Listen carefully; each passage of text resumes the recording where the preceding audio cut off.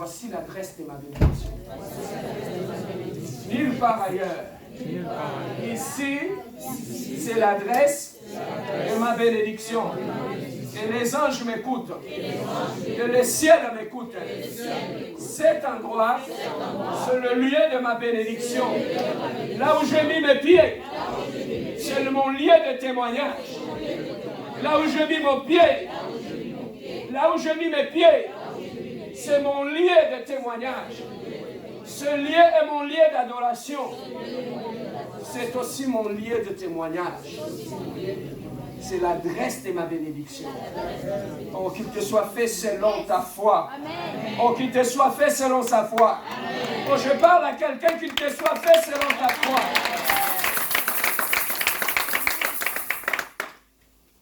On a eu de grâce. Je te surpris le vendredi dans la prière. Maintenant, on a des prophétesses à l'église. Hein? Je ne vais pas les présenter pour qu'on l'attaque, on ne les attaque pas. Je les protège d'abord. On a des prophétesses, on a des dons. Tu viens à l'église, tu viens prier. Il y a des combats dans ta famille. Dieu te délivre et il t'ouvre les yeux, il te montre ce qui se passe dans ta famille. Imagine-toi une telle grâce. On a vu ça le vendredi ici. Dieu a accompli de grandes grâces. Dieu a ouvert les yeux des gens. Les chaînes sont tombées. On a vu des gens qui ont été bénis de Dieu. Amen. Hein? On a été bénis de Dieu. La bénédiction est d'abord spirituelle et ensuite ça se matérialise. Tu as une bénédiction de Dieu dans tes bras. Amen. Voilà pourquoi nous sommes revenus ce dimanche pour dire merci à Dieu pour tout ce qu'il a accompli au milieu de nous. Amen. Dieu va susciter de grands serviteurs de Dieu dans cette église. Dieu va susciter de grandes personnes dans cette église. Papa, regardez partout où Dieu s'était manifesté. Quand tu regardes comme ça, il n'y a rien qui frappe aux yeux. C'était des endroits qui étaient ordinaires. Dieu se cache de voir dans des choses nulles et ordinaires.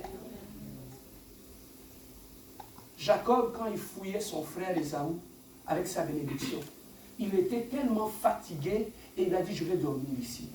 Il a pris une pierre, il a mis comme oreiller sur sa tête et il s'est endormi. La Bible nous dit, pendant son sommeil, il a vu le ciel descendre du ciel et il a vu des anges descendre et monter. Et quand il s'est réveillé, il a dit, c'est sûrement Dieu est ici. Et là où il a trouvé que Dieu est là, il a pris deux pierres, il a bâti l'autel. Et il appelait cet endroit le nom de Bethel. Ça veut dire Dieu est ici. Mais lorsqu'il était arrivé, c'était un endroit normal. Mais il ne savait pas que Dieu, c'était le lieu de sa visitation. Là où Dieu va te visiter, c'est un endroit qui va être saint. Nous allons rapidement prendre nos Bibles pour cette courte exhortation. On va nous envoyer le texte qui est là. Matthieu chapitre 12 au verset 9 à 13.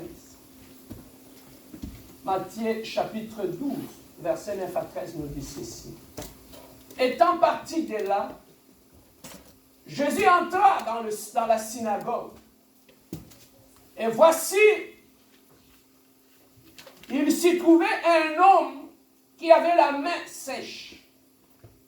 Ils demandèrent à Jésus, est-il permis de faire une guérison le jour de sabbat?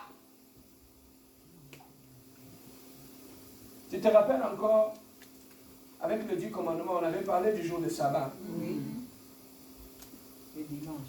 Le dimanche, le jour de sabbat. Ok, on continue. C'était enfin de pouvoir l'accuser. Il leur répondit, lequel d'entre vous, s'il n'a qu'une brebis et qu'elle tombe dans la fosse le jour de sabbat, ne la saisira pour l'en retirer? Tu peux envoyer l'autre partie, hein? Combien un homme ne vaut-il pas plus qu'une brebis? Il est donc permis de faire du bien le jour de sabbat. Alors il dit à l'homme, étends ta main, et il étendit, et il devint sain comme l'autre. Amen, non? Amen. Ouais. Bien-aimés, au travers de ces passages bibliques que nous voulons exhorter un tout petit peu aujourd'hui. Nous comprenons que Dieu, Jésus-Christ était en train de se promener, il est entré au temple.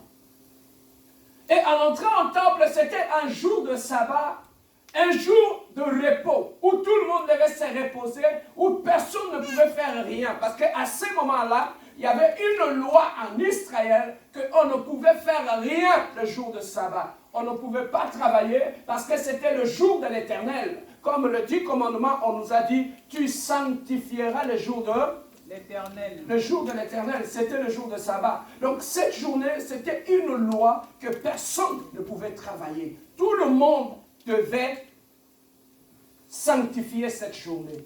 Mais pendant cette journée-là, Jésus-Christ est allé aux synagogues comme tout le monde. Mais en entrant aux synagogues, la Bible nous dit, dès qu'il entrait aux synagogues, il a observé, il a vu une personne qui avait un défaut dans sa main. Quelqu'un peut dire un défaut dans sa main. Un défaut dans sa main. Une personne qui avait un défaut dans sa main ne fonctionnait pas. Et pendant qu'il voulait prier pour cette personne, les gens se sont opposés. Ils ont refusé que Jésus-Christ ne puisse prier pour cette personne qui était dans le temple, qui avait une main, qui avait un problème. Bien-aimé dans le Seigneur, j'ai constaté une chose dans ces versets ici. Je me suis dit comment Jésus-Christ, qui était Dieu, en entrant dans les synagogues, il ne pouvait pas voir autre chose. Il a seulement jeté le regard sur quelqu'un qui avait une main, qui avait un défaut. Et celui que Jésus-Christ voulait guérir. Bien-aimé dans le Seigneur, j'ai compris une chose. Tout ce qui intéresse ta vie, tout ce qui intéresse ton corps, intéresse Jésus-Christ.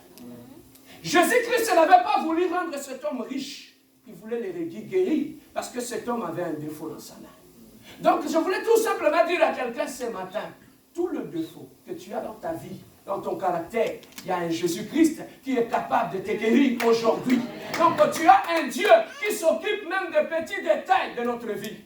Les gens pensent que Dieu, quand il te regarde, il voit de grandes choses. Non, Dieu, lorsqu'il veut corriger des choses dans ta vie, il peut corriger même ton langage.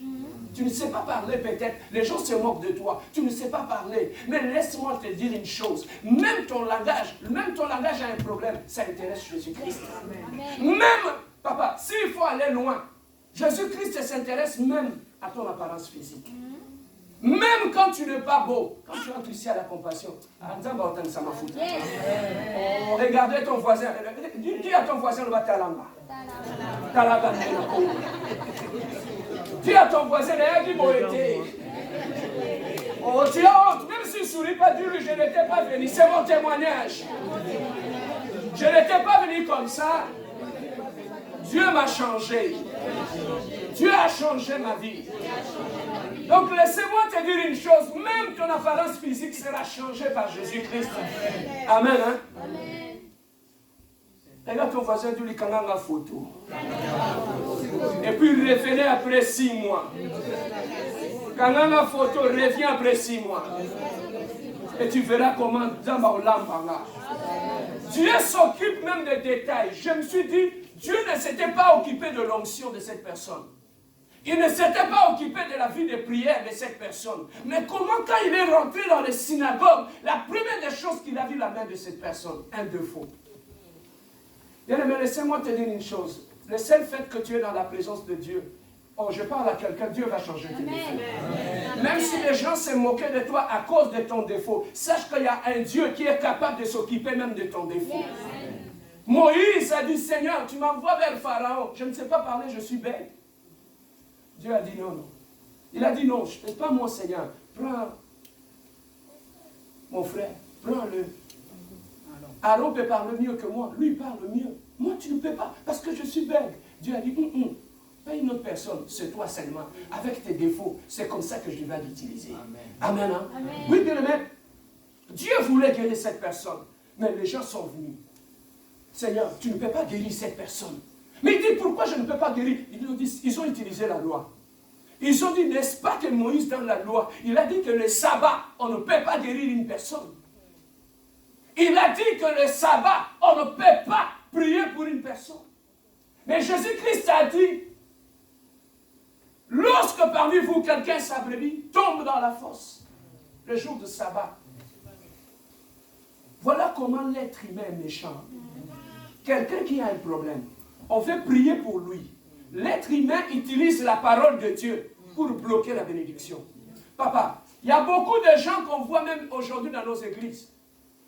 Si tu lui donnes la Bible pour prêcher, il ne sait pas prêcher. Mais lorsque tu as un problème avec lui, il sait où aller trouver un bon verset pour t'attaquer avec. Sorcier.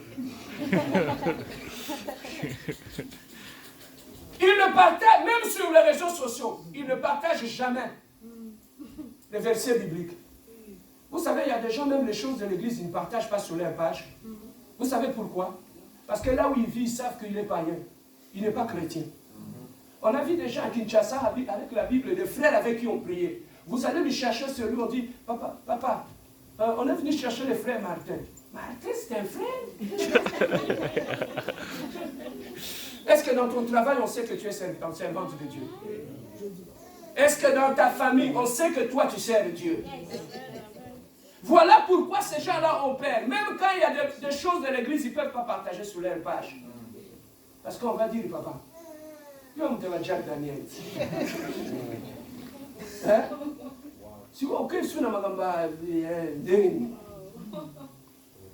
C'est parce que tu as double identité. Amen. Hein? Voilà pourquoi tu as du mal même à exhorter les gens dans les réseaux sociaux.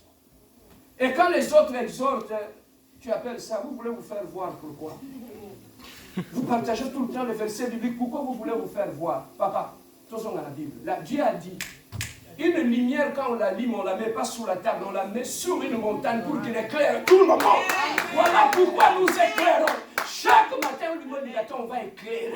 On va proclamer la parole de Dieu et nous sommes une lumière. Oh, j'entends quelqu'un qui s'élève et qui dit, je suis une lumière. Oh, dis, je suis une lumière. Je vais éclairer ma famille. Je vais éclairer ma maison. Oh, je suis une lumière. Je suis appelé à prier. Les ténèbres ne sera pas à moi. Les ténèbres ne sera pas dans ma vie. Je suis une lumière. Placée sur une montagne. Montréal me verra. Montréal me verra. Oh, déclare. Oh, je suis une lumière. Placée sur une montagne. Même les aveugles, ils me verront. Ils me verront. Ils me verront. Ça ne vient pas de nous. C'est Jésus-Christ. C'est lui qui a dit, vous êtes des lumières. Et tu es une lumière. Et tu es appelé à éclairer. Et dans ma vie, je vais éclairer les gens. Je suis une lumière. Les ténèbres ne régneront pas. Parce que je suis une lumière. Je suis une fille de la lumière. Je suis un fils de la lumière. Je suis appelé à prier. À partir d'aujourd'hui, je vais prier. Je vais prier. Je vais prier. Même dans l'obscurité. Je vais prier. Même si ma famille est dans l'obscurité. Moi, Serge, s'il te plaît. Moi, Serge, je vais prier. Et personne n'atteindra ma lumière. Écoute, comment ils peuvent éteindre une lumière qui n'ont pas allumé? C'est celui qui allume qui peut éteindre.